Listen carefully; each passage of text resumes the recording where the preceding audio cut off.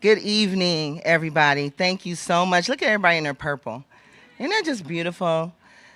Thank you so much. I am Diana Williams. I would like to welcome survivors, victims, community leaders, dignitaries, and of course, advocates here today. Thank you for being here. Thank you for showing up, not just in body, but in heart, in spirit, and in solidarity. I am the founder of Ohio Women Against Domestic Violence. We are a member organization of domestic violence survivors who have been developed and trained to advocate and support domestic violence victims and survivors, primarily of color. October is Domestic Violence Awareness Month, and today we mark our third trip to City Hall to bring awareness to domestic violence. While this month is about raising awareness, it's also about raising our voices.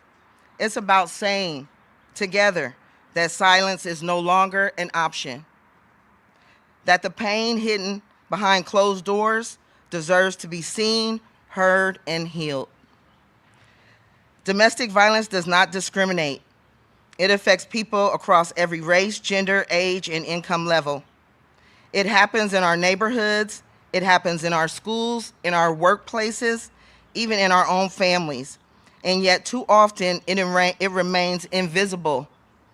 Survivors are told to stay quiet, to endure, to survive in this silence, but not today. Today, we honor the courage of survivors who have spoken out and those who are still finding their voice. We remember those who have lost, that we have lost to domestic violence, and we commit ourselves to protecting those that are still at risk. We stand with advocates, shelters, counselors, and law enforcement who work tirelessly to break this cycle. Here in Columbus, we are not bystanders, we are change makers. In 2024, Columbus saw 825 reported domestic violence cases, up to 733 the previous year. Tragically, 23 homicides were attributed to domestic violence, accounting for 19% of the city's total homicides in the year of 2024. Franklin County's only emergency shelter Choices served 975 individuals in 224. And early data from 2025 shows that numbers is already being surpassed. With over half of those being served as children, these numbers reflect a crisis that demands our immediate attention and action. We at Ohio Women Against Domestic Violence pledge to educate our youth about healthy relationships. We pledge to support survivors with resources, compassion, and respect. We pledge to hold abusers accountable, not just in courtrooms, but in our communities. And we pledge to build a future where love never hurts. Let this rally be more than a moment. Let it be a continuous movement. To every survivor, you are not alone. You are believed. You are worthy of safety, dignity, and peace. I am a survivor. And to every ally, keep showing up, keep speaking out, keep fighting for change. Together, we can turn awareness into action. Together, we can end domestic violence. And I'd like to share my favorite quote. Well, actually, my phone is going dead, so I can't. So I'm going to save that for another time. But at this time, I thank you for listening to me speak to you all. And I would like to introduce to you the Reverend Joseph W. Stanley Jr., whose church is Greater 12th Missionary Baptist Church, which is located in South Linden, and who is also a fellow South Linden Area Commissioner along with myself. So if we could have Reverend Stanley come.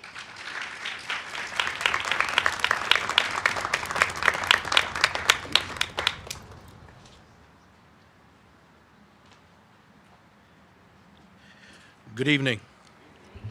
Thanks so much, Diana. Let's pray together. Every head bow, every eye closed.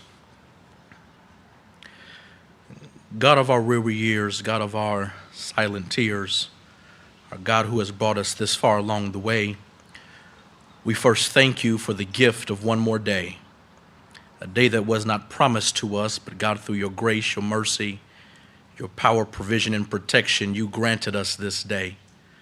And for that, we say thank you. There were so many that saw 6 a.m., but for whatever reason didn't make it to 6 p.m., so we say thank you.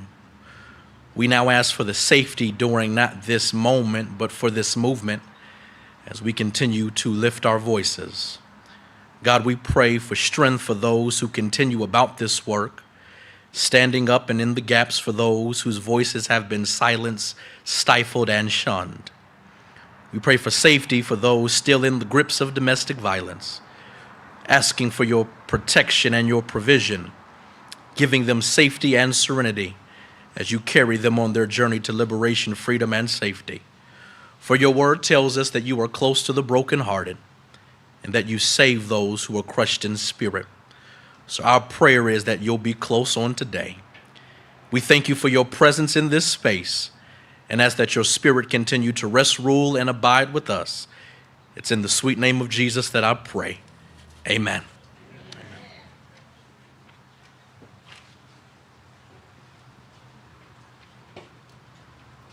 It's all good.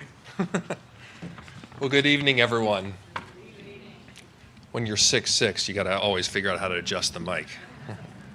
It's great to be here with friends. And I hope it's okay if I use the word friend, because I truly believe that we are friends. And I look around this audience of folks that care deeply about this shared mission to end domestic violence, to support and lift up survivors and victims, and to hold defendants accountable.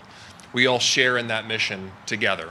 And that's what makes this night so special. And Diana, if you find your quote, feel free to come back up and just interrupt me anytime. I want to hear the quote. So if you find the quote, just come right back up here, and I'll stop what I'm saying, because I do want to hear what you have to say, because she's such an important, inspirational voice and leader in this community on a lot of issues in the community in Linden, but also with domestic violence. And I want to thank Diana Williams and Linda Fitzgerald, the Ohio Women Against Domestic Violence, as a co-host, Rena Shack from the Office of Violence Prevention, the executive director who you'll hear from later, my friend Prosecutor Shayla Favor for being here, Representative Latina Humphrey who's here.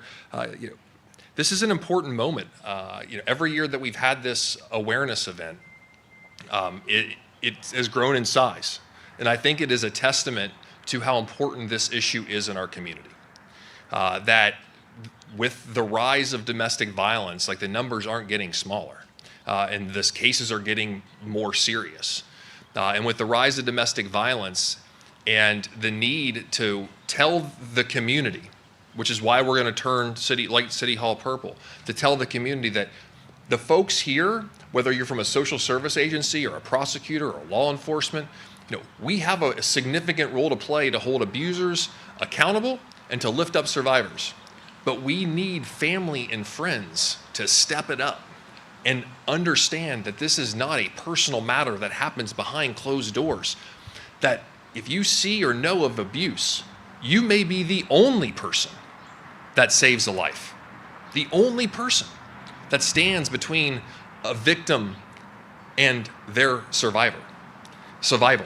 And so one of the reasons why I think this is so important is to send the message in this community that we all have a role to play, but it's also family members and friends. They play a significant role to play, because domestic violence is the most important thing that we prosecute in the city attorney's office. And we do, unfortunately, way too many domestic violence cases. But we have a wonderful group of folks in the domestic violence and stalking unit who are top-notch leaders in their field, and whose hearts are huge because they care so much. Our prosecutors are specially trained. They're wonderful prosecutors going to court every day, but our victim advocates are just wonderful people. And I want you to give yourself, at least wave, because they are the unsung heroes. And please give them a round of applause. These wonderful individuals work crazy hours of the day because they care about the victims and their families. And they're really special people. And I just want to thank you for the work that you do in a very difficult job. But I also want to thank the community, everyone here, the social service agencies, law enforcement, police, prosecutors, the county prosecutor's office, of how we all work together, because we are a resource-rich community, and we have to sometimes spread the word about the resources that are available. And whether that's resources on the social service side for safety planning, for access to communications, access for resources, or on the accountability side with law enforcement and police and prosecutors. We all have an important role to play, and I'm just so grateful that we're all here together on this beautiful evening to lift each other up and to spread the message across Columbus. That we all have an important role to play to end domestic violence. And it's something that we can do. It's something that we will aim for, because we can make a difference for every family. So thank you all for being here. And I do want to bring up Rena Shack, the Executive Director from the Mayor's Office of Violence Prevention, who also provided the refreshments. So thank you so much for doing that.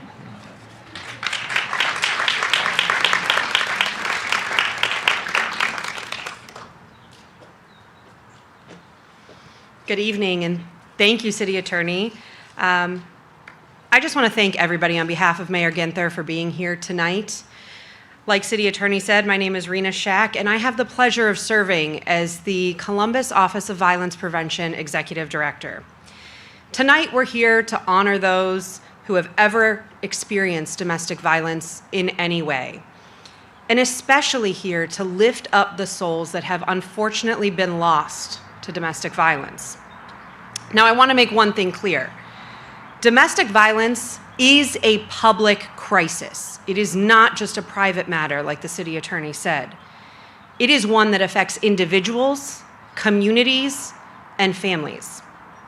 Because of this, earlier this year, Mayor Ginther tasked our office, the Office of Violence Prevention, with creating a domestic violence strategy.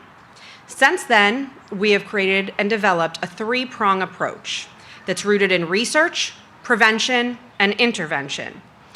And it's to help us understand why domestic violence is happening here in our city and the best ways to address those that are needing assistance from us. Now, if you know our office, you know the OVP is a data-driven office. And so the data shows us that, yes, homicides are drastically falling. We are at the lowest number that we have been as a city in over a decade. However, the data also tells us that in the last 3 years, domestic violence-related homicides have drastically increased. And year to date in 2025, the numbers from last year have stayed static, which is concerning, and it should be concerning for everybody here tonight. Now, we also know that domestic violence is underreported. It's habitually underreported, and we all know that. And so what we also know is that leaves a large number of victims without support. And so to those who are listening tonight who may fall into that category, I want you to know that no matter what changes are going on in this world, whether on the national, the state, the local landscape, the dedication to domestic violence resourcing and work in the city of Columbus remains the same. There have been national drastic funding cuts to domestic violence and violence prevention resources across the board. And this is a huge mistake. Let me be clear. This is not only a huge mistake, this is going to be a deadly mistake for some. And we can't ignore that. However, we need you to know that we in the city of Columbus are still here dedicated to doing the work, and nothing is going to change that. I'm proud to say that everybody we work with, those that are here tonight and those who aren't, are still doing the work day in and day out for those who need us most. If you look around tonight, you'll see community organizations, you'll see government entities, you'll see partners, survivors, even some current victims who are here to help walk with you in your journey to safety, and that includes the Office of Violence Prevention. In our office, we're dedicated to creating safe neighborhoods, as well as assisting in building healthy relationships. I want to be very clear when I say this. There is no space for domestic violence in our homes, in our schools, and in the city of Columbus. Domestic violence of any sort is never okay. But there's hope, and there's hope here tonight. There's hope in every survivor that's brave enough to step up and tell their stories. There's hope in every friend, every family member, or every coworker who listens and believes. There's hope in every shelter worker, every advocate, every law enforcement officer, and every counselor who offers help without judgment. There's hope in prevention, in education, and in the power of community. We stand with you, we support you, we are here for you, and most importantly, we believe you.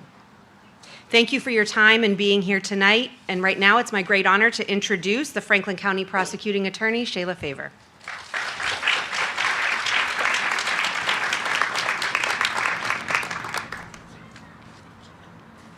Good evening. Good evening. Thank you, City Attorney Klein and Director Shack, for inviting me to speak at tonight's illumination. And thank you all for being here tonight for this very important event. When I think about the state of domestic violence in our city and in our county, I cannot mince my words, and I won't.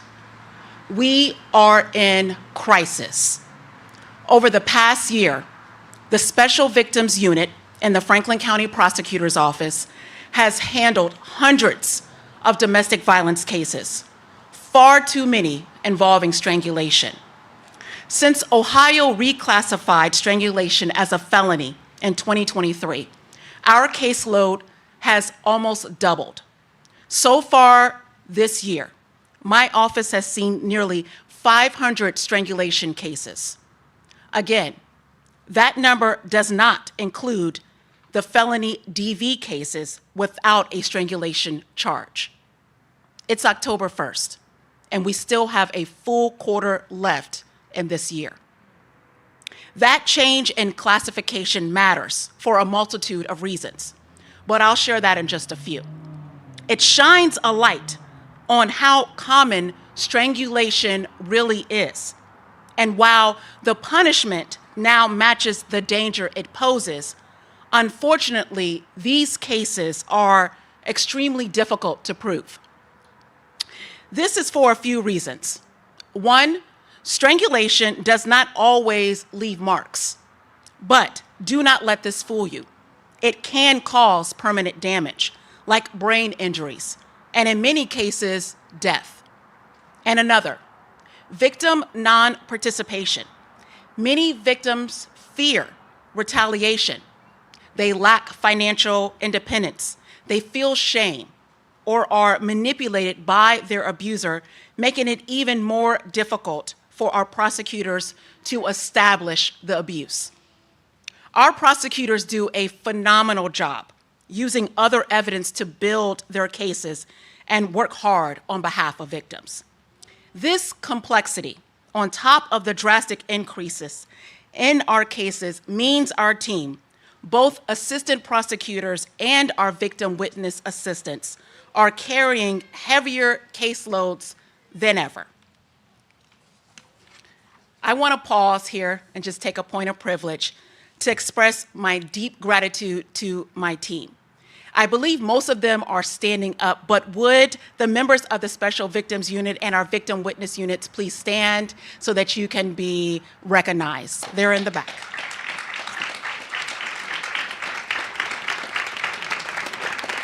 Day after day, these professionals walk into some of the most difficult and heartbreaking cases imaginable. They sit with survivors in their darkest moments. They comfort families, and they stand unwavering in the courtroom to fight for justice. Their work is quiet, often unseen, but it saves lives, and it makes our community safer. We also know that domestic violence is not confined to romantic relationships. Increasingly, we are seeing children at the center of these cases as well. Not as the victims, but sometimes as the victims, but also as the abusers. That reality should stop us in our tracks, because this is not someone else's problem. This is our problem, our community's problem, and our responsibility to confront. That is why today's theme resonates so strongly. Speak up and speak out. because everyone knows someone. Before I close, I want to leave you with 3 ways you can turn those words into action. Number 1, speak up. If you notice something, reach out. Simply saying, "I see you and I'm here for you," can be a lifeline to someone who feels invisible. 2, speak out. If you witness abuse or you suspect danger, act. Call the police. Help someone get to safety. Share the phone number of a shelter or the hotline. Small actions do save lives. Number 3, ask questions. Sometimes the most powerful step is simply to ask, "Are you okay? Do you feel safe? Do you have a plan if this happens again?" Those questions can open the door to safety and to healing. We must be the village that victims and survivors can rely on. A village that listens, that believes, that stands shoulder to shoulder with them, and that refuses to remain silent in the face of violence. Together, let's work to support every person affected by domestic violence, because everyone truly does know someone, and every single one of us can make a difference. Thank you. And now it is my honor to bring up my fellow partner in good, Columbus Police Assistant Chief Greg Bodker.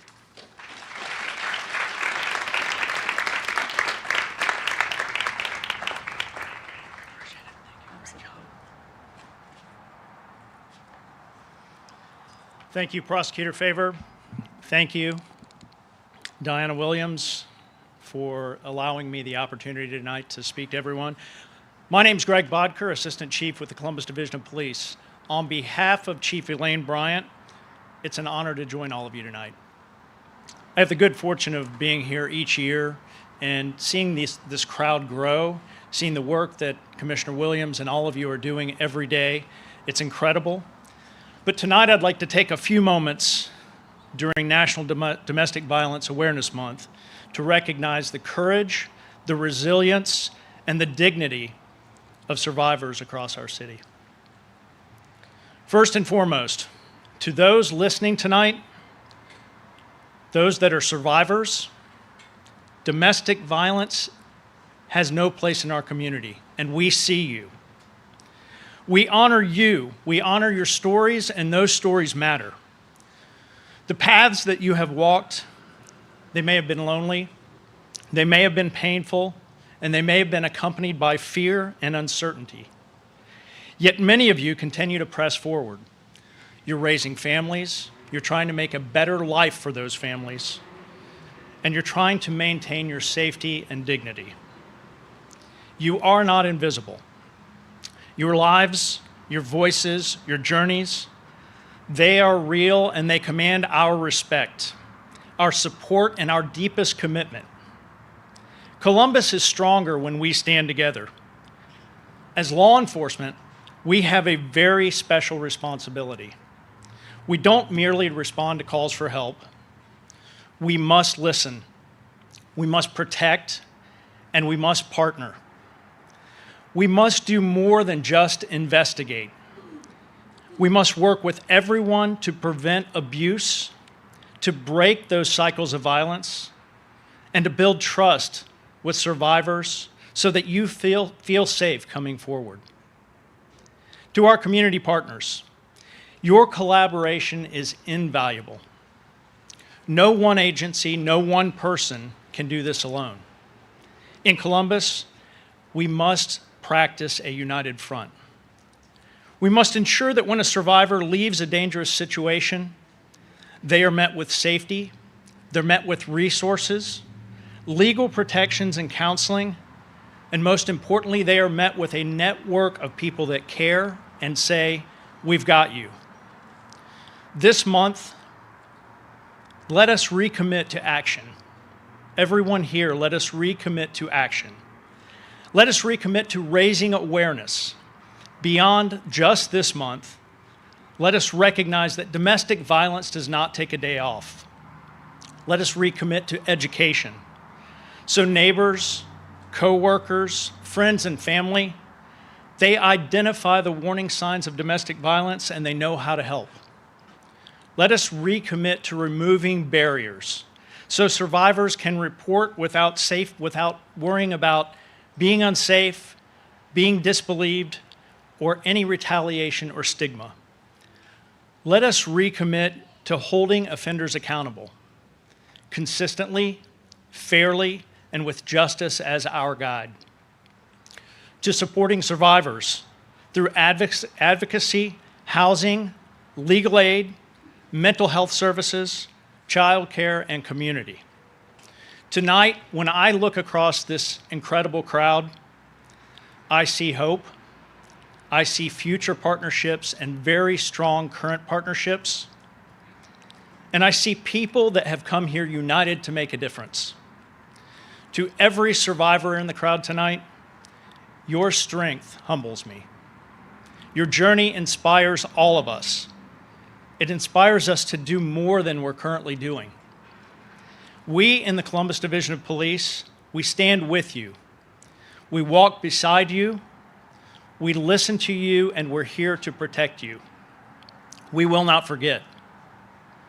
And now, it's my privilege to welcome Ms. Melissa Graves, President of Nationwide Children's Hospital Center for Family Safety and Healing.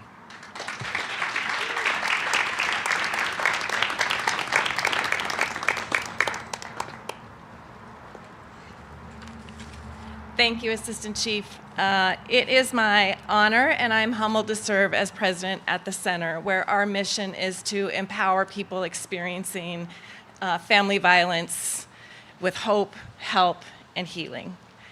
We are working in direct services with more than 12,000 children, adults, teenagers who are experiencing abuse in their homes and in their relationships every year. At the risk of sounding repetitive, and it has to be said, every person who steps up to this microphone is representing an organization or an entity that is a critical piece of our community response to making sure that survivors can find safety and healing, that abusers are no longer able to cause harm, and that we can eliminate the devastating impact of this issue on our communities. Tonight is a remembrance for those survivors who did not survive their abuse, and a recognition of how deeply devastating this is across our communities. The messages I really want to share tonight are for the people who have lost loved ones. These are beloved parents, children, aunties and uncles, teachers, neighbors, colleagues. We honor your loved ones, and we will share your grief tonight through this vigil and moments of silence. I also want to acknowledge so many deaths that were not recognized as domestic violence deaths. Too many people are dying every year by suicide, overdose, accidents, crashes. And while these may not have been the result of homicide by their partner, we know that they are absolutely the direct result of the abuse that is happening in that relationship. I want to acknowledge the thousands of people in our midst here on this beautiful evening, at home who may be seeing this on TV. There are thousands here in your homes, in your offices, in places of worship across every single part of this city and this county who are, as we speak, caught in an abusive relationship. And to those who are in those relationships, the message I really want to share and for you to hear tonight is that you are not alone, although I know it may very much feel like you're alone, and that nobody understands what is happening to you, and you're not quite sure who you can trust. Please know that the person who is abusing you is intentionally trying to isolate you from friends and family, and who is intentionally doing things to make you feel uncertain, insecure, unworthy, and afraid. Please know there is absolutely nothing you did to deserve this. There is absolutely nothing you did to cause it. There is nothing that you said or did that can ever justify someone else abusing. And so I beg you, please do look for that person, the trusted person, that community member who you can signal, share that you need help. Please reach out before it's too late. Next year when we all gather here again today, we want you here with us. We want everybody here with us. And every person deserves a life free from abuse. You deserve to live a life free from abuse. So, as many have said, as those trusted people in the community, please be there to listen, support, help them connect to all of these resources and supports that are in our community to help. Don't judge, don't question, don't ask a lot of questions about how this happened, why this happened. Don't offer advice. What you might do in that situation is not the right thing for another person to do in that situation. Just listen, support, and help them connect to any one of the agencies and entities that you see here tonight, and so many other organizations that are in your communities that see the impact every day of this devastating issue in our communities. So thank you for everybody for being here tonight to recognize this important issue. And I get the privilege of recognizing one of our tremendous partners, Dr. Maria Houston Beck from Choices Domestic Violence Shelter.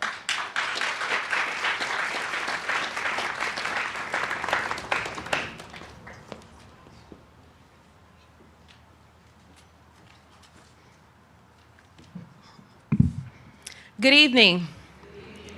So, really quick, I wore my sneakers tonight. Thank you. Because my nieces and nephews said it's October, it's Domestic Violence Awareness Month, and we're standing on business. Thank you all for being here this evening. So again, my name is Dr. Maria, and I have the privilege of serving as the Executive Director for LSS Choices. We gather here tonight with heavy hearts because too many lives have been lost due to domestic violence. And yet we also gather with hope because together we can make a difference. This ceremony brings together friends, family, community leaders, law enforcement, governmental officials, and nonprofit organizations, including partners like the Columbus City Attorney Office, Ohio Women Against Domestic Violence, and Mayor Ginther's Office of Violence Prevention. From LSS and our president, we are grateful for the collaboration. Together, we stand united to honor survivors, remember those who we have lost, and to raise awareness about domestic violence. As an advocate, I'm reminded of Nelson Mandela's words. If you talk to a man in a language he understands, that goes to his head. But if you talk to him in his own language, that goes to his heart. At Choices, we speak the language of compassion, healing, empowerment, and hope. So we see the pain caused by domestic violence every single day. And we also witness the resiliency of those survivors who fight to reclaim their lives. The truth is, the need in our community continues to grow, as it was noted this evening. Every day, more people are reaching out for safety, for healing, and support. And while we cannot meet every request immediately, we know this: every act of generosity, every partnership, and every voice raised in advocacy allows us to reach more survivors each and every day. I'd like to tell you about Anna.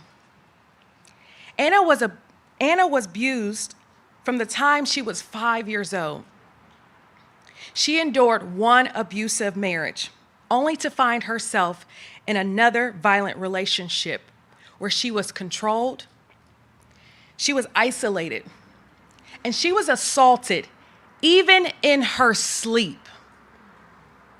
She lived in constant fear. At the age of 44, Anna found the courage to escape. She made the call to Choices. Later, she told us, "It was the best decision that I ever made. Choices saved my life." At our shelter, Anna found more than safety. She found strength. Today, she is thriving. She is working in management, reconnecting in her faith, and for the first time, putting herself first. Anna's story could have ended in tragedy, but instead, it is a story of someone who graduated from surviving to being the commander of their lives. Because Choices in this community were here. And while Anna's story is her own, this message is not only for her. It is for anyone here tonight who may be struggling to recognize their own value and their strength. I know that recognizing your worth and your strength can take time, but my hope is that you come to know that sooner than later. And tonight, we light candles, and we want to let them symbolize that same transformation from darkness to light, from pain to hope. Let them remind us who we've lost, the courage of those still fighting every day, and the future we are building together. I want to thank all of you for standing in the light with us. Thank you.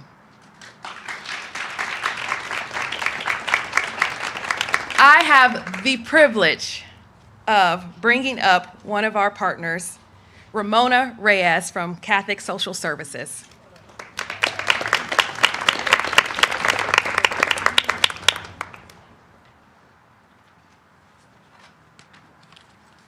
Buenas noches. Gotcha. Thank you everybody for having me here today to say a few words. Thank you, City Attorney Zach Klein, for the opportunity, and Bridget. I know no one said Bridget today, but Bridget, thank you for bringing us into the fold here. Yeah, there we go. Thank you for bringing us into the fold. To talk today about in this vital occasion as we light City Hall in honor of all those impacted by domestic violence, survivors, families, and those we have lost. The lighting is more than symbolic. It shines a light on the strength of survivors and the collective commitment of our community to end the cycle of abuse. Our partnership between the Columbus City Attorney's Office and the Our Lady of Guadalupe Center at Catholic Social Services has worked to embody this commitment and collaboration. Through the Blueprint Project, the Guadalupe Center has become a key voice for the underserved survivors, especially in our Latino community. But their work doesn't stand alone. It's deeply connected with the Nationwide Children's Hospital's Family and Safety Healing Program, creating a powerful network of care, protection, and healing with an on-site, bilingual social worker who's there on a weekly basis to see our clients. Our clients come in for an immigration consultant, and in that conversation, you dig a little deeper, you find a treasure. They come in for food, you have a little conversation. Why are you here? Well, I'm not working, I'm not allowed to work, and this is going on. So sometimes having those connections, having those issues, immigration, lack of English, lack of resources, unfortunately, we've seen an increase of more than 50% of domestic violence issues coming from our community at our center. This partnership is more than a program, it's a promise. A promise that survivors will be heard in their own language, that they will be seen with cultural understanding, that they will be supported through every step of their journey with the dignity and compassion they deserve. We're reminded tonight that domestic violence does not discriminate, but neither does hope nor justice. And when our city agencies, nonprofits, hospitals, and communities come together, we become stronger, more responsive, and more human in how we serve. For our survivors, especially to my friend who gave me this scarf, single mother, left her home from Texas, moved to Ohio with 4 children with a high school diploma. Her abuser in jail for the next 16 years. She gets her bachelor's, she gets her master's, and now she's a bureau chief in our city, making sure and advocating for others. So thank you to our survivors, thank you to our partners, our advocates. You are the light we are honoring tonight. So let's keep shining it forward together. Thank you.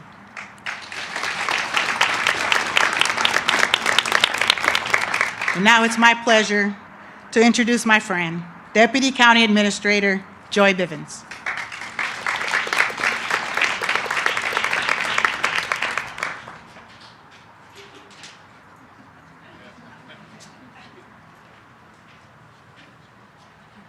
It always takes a sister to cover a sister. Thank you, Madam Prosecutor. Good evening, everyone. I am Joy Bivens, and I am here on behalf of the Franklin County Commissioners, Commissioner Erica Crawley, Commissioner Kevin Boyce, and Commissioner John O'Grady. Thank you to all of the survivors and those represent the circle of empowerment for healing in this community. This lighting ceremony literally and symbolically shines a light on the issues of domestic violence in our community. The unfortunate reality is this: everyone knows someone who has been impacted by domestic violence. In Ohio, 1 in 3 women and 1 in 4 men have experienced physical violence, stalking, or sexual violence by an intimate partner or in their lifetime. We must challenge a culture that turns a blind eye to ensure every survivor feels safe, seen, and heard, and not alone. This is not a partisan issue. This is a human issue. We must call on everyone to help create a culture that helps and is accessible and creates a safe environment without judgment. Ask yourself, how can I be a safe person for someone in need? And for me, several years ago, I knew a young lady who was being abused. And she said, Joy, you can't be direct when you talk to me in front of my partner. And you cannot challenge what you see to deem improper. I said, okay. She said, what I need you to do is I need you to be at my house tomorrow at 8 a.m. with the U-Haul truck. At 8 a.m., I was at her house with the U-Haul truck to move her out of her domestic situation. Because just the week before, her abuser had locked her in the garage. That one movement without judgment, just showing up, has saved her life, and she is now thriving in this community. We must bring domestic violence out of the shadows and into the forefront. Domestic violence is in silence, in secrecy, and in shadows. Tonight, we're here to say no more hiding, no more suffering in the dark. Together, we can break the silence, stop the violence, and create a safer Franklin County and City of Columbus. The shining of the light tonight is not just symbolic, It's a declaration that we will no longer allow the abuse to remain hidden and behind closed doors. And we will make sure and ensure that they are safe, seen, and heard. The light we see tonight must carry us forward into our homes, our schools, our workplaces, and most importantly, our hearts. I have the distinct honor of bringing to the mic one of our bodacious, tenacious fighters for all, State Representative Latina Humphrey.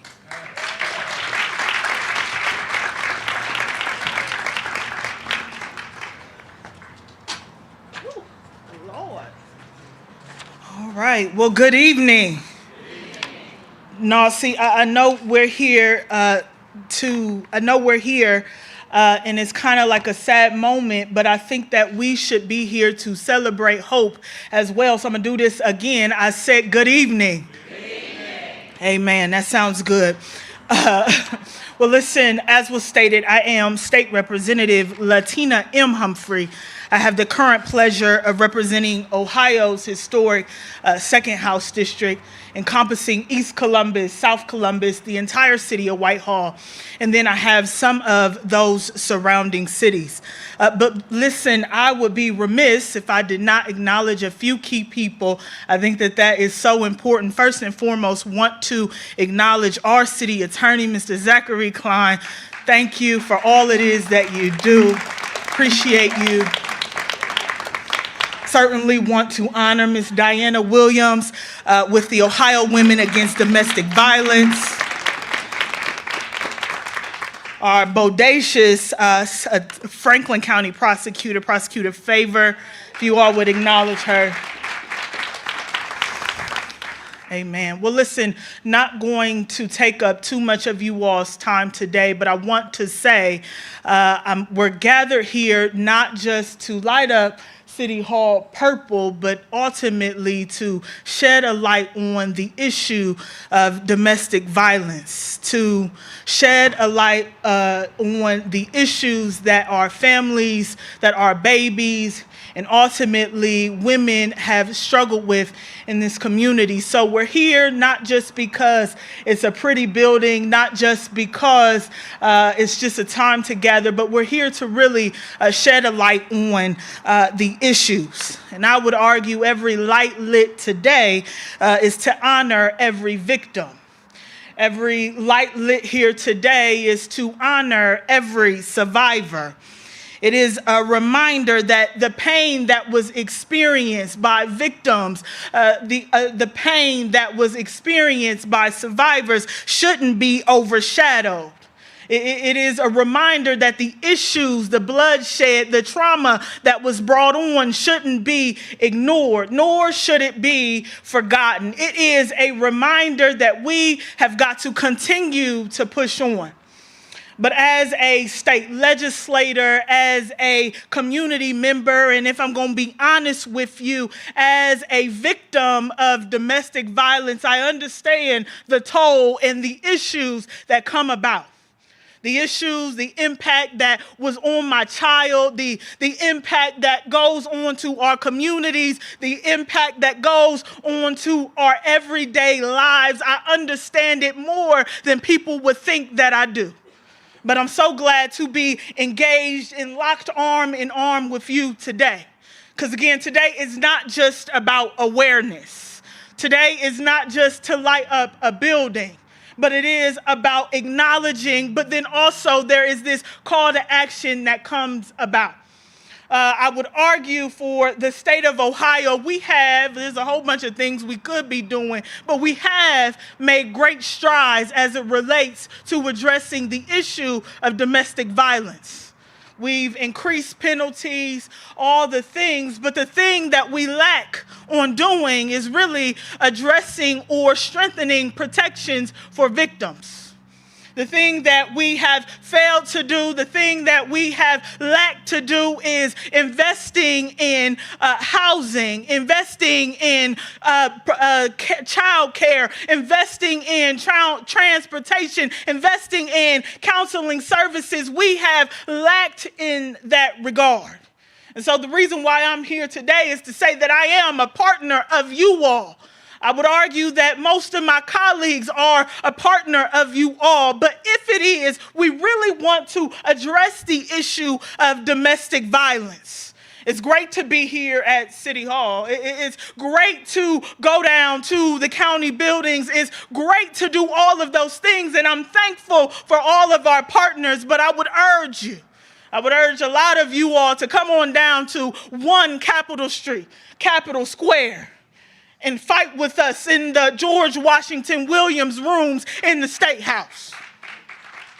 I would urge you to come to the Grant Harding room in the State House and say, listen, it was great you increased penalties. We are appreciative. We are appreciative of you all trying to hold offenders accountable, but there needs to be investment. There needs to be investment in housing. There needs to be investing in counseling. There needs to be investments. So, yeah, it's great to be out here. It's wonderful to be out here. I'm proud to be out here, but I'm calling to action every single one of you all. If you want to fight with us. I always say this, you might have heard me say this, some of you all who know me, the city of Columbus and any other city in the state can only do what the state allows for those cities to do. You might have heard me say that, and so because of that, I need your fight. See, listen, domestic violence, I ain't got to tell you this, but I'm going to tell you, domestic violence is not just a black issue. It is not just a white issue. It's not just a brown issue. It is not just a race issue. It is not just a gender issue. Oh, I'll talk to this side. It's not just a gender issue. And ultimately, it's not just a class issue. So if we really want to address the issues, I say we continue to advocate. I say we continue to speak up. I say we continue to call out foolishness, but meet me on North High Street, because that's where the work begins. Listen, I could go on and on. I'm not going to do that, but I will tell you I am State Representative Latina M. Humphrey. Thank you all so much, and God bless. At this time, I have the honor of introducing Deanna L. Clark from Live Out Loud.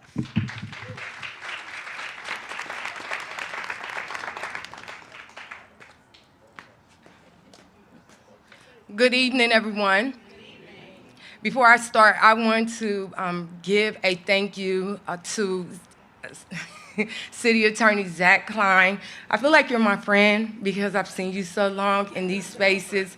Yes, I appreciate the work that you've done and continue to do for survivors. I want to give honor to our prosecutor, Shayla Favors, to DCA Bivens, to everyone in their prospective places, Dr. Maria. And I want to give a shout out to my sisters at the Ohio Women Against Domestic Violence. I have the opportunity to go into neighborhoods with these women and knock door to door, to knock door to door on the neighbors' homes and pass out information in regards to domestic violence. And I think when you have grassroots organizations doing the work such as domestic violence, like, they deserve applause. So thank you guys so much. So in my minute and 30 seconds, I'm going to be the sidebar of tonight's conversation. So my name is Hope, like the hope that you all are talking about for those survivors. That's me. Because when I was going through my journey, I had to connect with different organizations and different people in order to get to where I am now.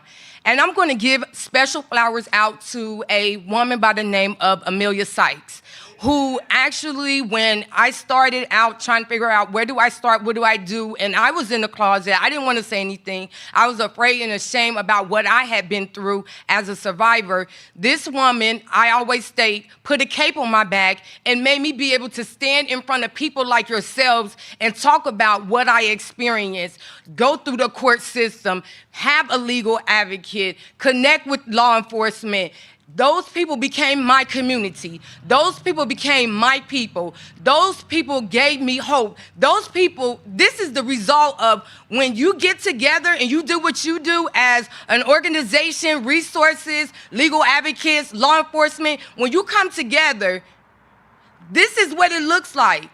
Somebody who can say, I struggled in the beginning. I didn't see the light at the end of the tunnel. But when I started connecting with you guys, I'm here. I'm here where I'm able to stand, speak up and speak out with confidence, and advocate on behalf of other people that struggle, that fear, and don't want to say anything about what they're going through. And people say, Deanna, you still sitting up here talking about domestic violence. Your stuff happened so long ago, but you continue to talk about it. You continue to stand in front of people. You continue to do interviews. You continue to talk about your book. Yeah, I do. I do continue to do that because I don't do it for me. I do it for my past, yes, but I do it for those that are in it right now, and I do it for those that may come into it in our future. I do it for the woman who finds it hard to say what she's experiencing in the middle of the night. I do it for the man who's embarrassed about being hit on the opposite sex. I do it for the child that witnesses his parents arguing back and forth. I don't do this for myself. I do it for others. And I say to our legal advocates, continue to fight. Law enforcement, continue to do what you have to do. Even if it means going on a vacation, getting the mental health that you need as self-care, then coming right back to work, starting over as if it was fresh to be able to help somebody that's going through domestic violence. Again, I don't do it for me. I do it for them. And we all should too. Thank you. Now I have the honor and the privilege to bring up my sister in this fight, Diana Williams. Come on back up here, girlfriend.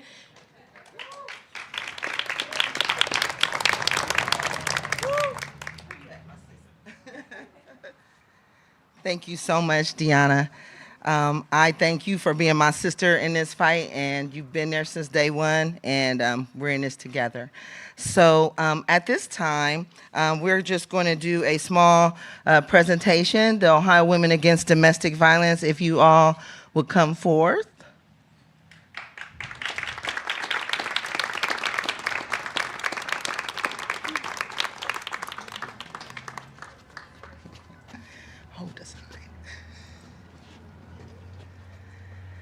And as they're coming out, I just want to give a shout out and a kudos to these women. If you guys could give them an applause, a round of applause. These women are survivors of domestic violence. They are survivors of some form of domestic violence, not all the same. And they have been training, they have been taking development. They are real serious about being advocates. So this is not just something that they do in their spare time. They are serious about doing this work. So again, I'm so thankful for each and every one of them because it's hard, because they get triggered. They still get triggered, and I mean, there's still reminders, but they take the time to help other people come up out of their situations. So at this time, they're holding signs. If you guys can raise your signs to have them. They were asked to make a sign when you were a victim, if you had a chance to ask someone to help you, because in our culture, we're told not to talk, not to speak, and not to tell anybody. So if you had a sign, what would you have said? So some of these signs are really emotional because that's what they would have said, and this is what they meant. So at this time, we are going to do a candlelight vigil. If Samaya and Tiffany can come forward, if everybody want to put your signs down behind you, and if you guys want to grab the candles.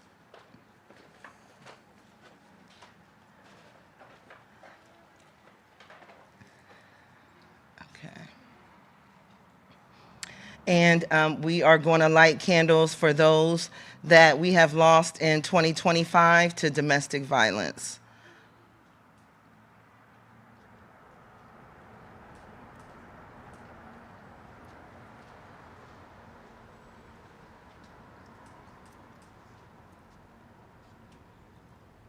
And we are a family organization. As you see, we have some of our granddaughters out here with us, Jewel and Naya.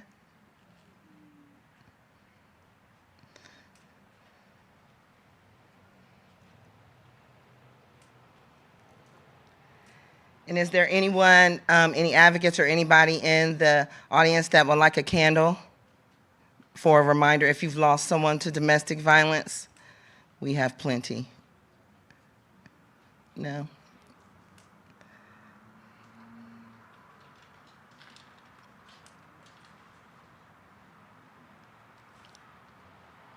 Make sure I hold them out.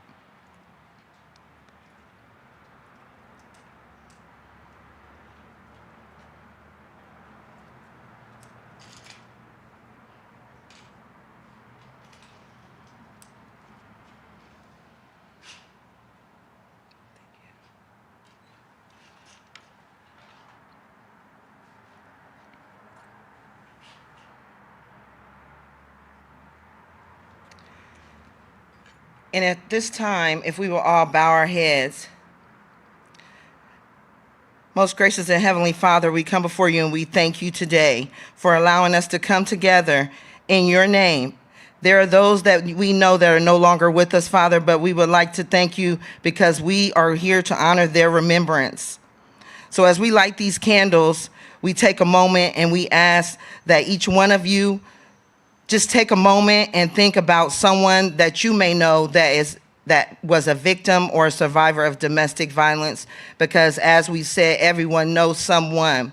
For some of us, we have lost family members and friends to the homicide of domestic violence, and for this, we light a candle and we have a moment of silence.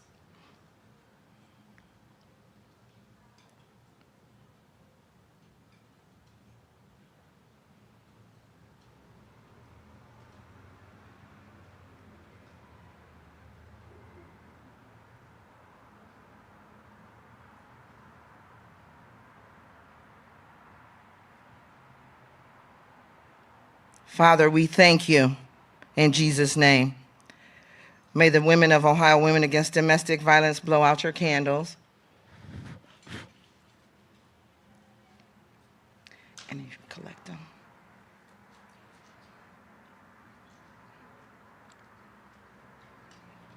Maya.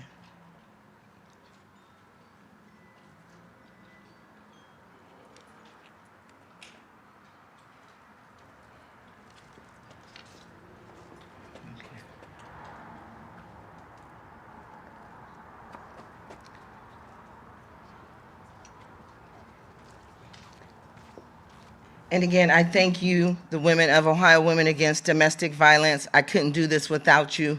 You guys I love you all, and I'm very heartfelt. I get moved when I think about you and your stories. So thank you so much for all that you do in this community. We thank you all for coming out to support us all. And with that, we say enough is enough. I can't break mine. I can't break it.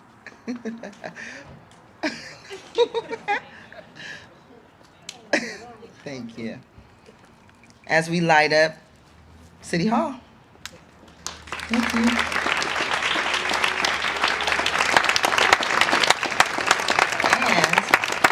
And if you ladies would go ahead and exit. And at this time, I'm going to call up again our City Attorney, Zach Klein. I do want to say a couple of words for you. I don't know what to say about your office. From your advocates to yourself being made available to us. For Bridget, from Chad, I mean, it's like family. We truly love you. We love your office. We depend on you when we are helping these victims out. So we really depend on you. I call Marissa a lot. And at the end of the day, we're in this together to do this work. So we appreciate you. We love you. We always love taking pictures when you show up. It's like we got to all take a picture with you. So thank you for helping us put this event together. For those of you who don't know, 3 years ago, we were standing out here, about 12 of us with signs asking everyone driving down the street to blow their horns on the 1st. And that was our kickoff. and it's grown to this. So, I mean, I'm so emotional right now. Thank you.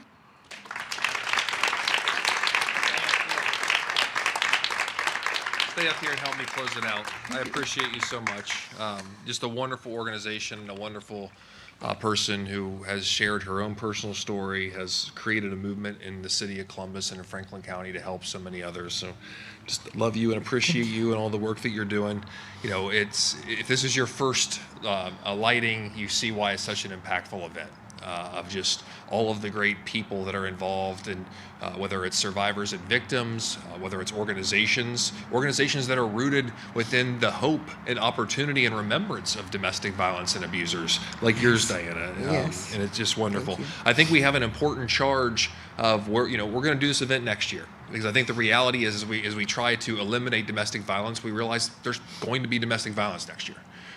And we're going to stand here and we're going to remember, but we're also, I think, between now and then, we have our own personal charge of what we're going to do to make a difference. And I know that your group is going to continue to work hard. Live Out Loud will continue to do her thing. And we're going to continue to do our thing in the city attorney's office. One of the things that Prosecutor Favor and I are doing is leading a community discussion about domestic violence in the court process and just how complicated it can be, hopping from court to court.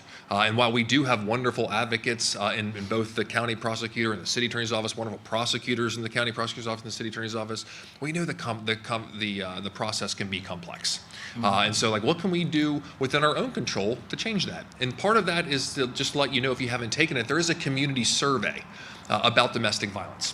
There's QR codes that are floating around in the back there over in the corner. If you haven't filled out the survey, share it on social media, because we are an important group of people that are intimately involved in domestic violence. But we want to know what people who may not think about domestic violence very much, maybe soon find themselves to be a victim of domestic violence. How can we help them? And that community survey is so important. So share it on your social media. Please, if you haven't done it yet, you can scan the QR code back there and take the survey yourself. Bridget DeCrane's name has been mentioned a couple times tonight. Bridget works in the city attorney's office, is really an unsung hero in the domestic violence movement. I would really encourage, if you want to get more involved in the DV world, Bridget is a great conduit to figure out what your interests are, how you can get connected. Bridget, thank you for all the work that you do in the domestic violence space.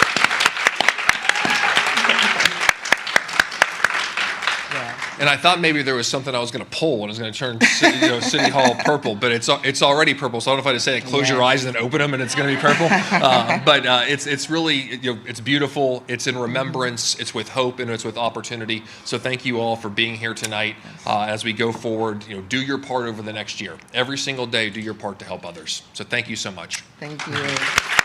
And the bridge is purple too. I don't know if you know the bridge. All the bridges purple. Yes.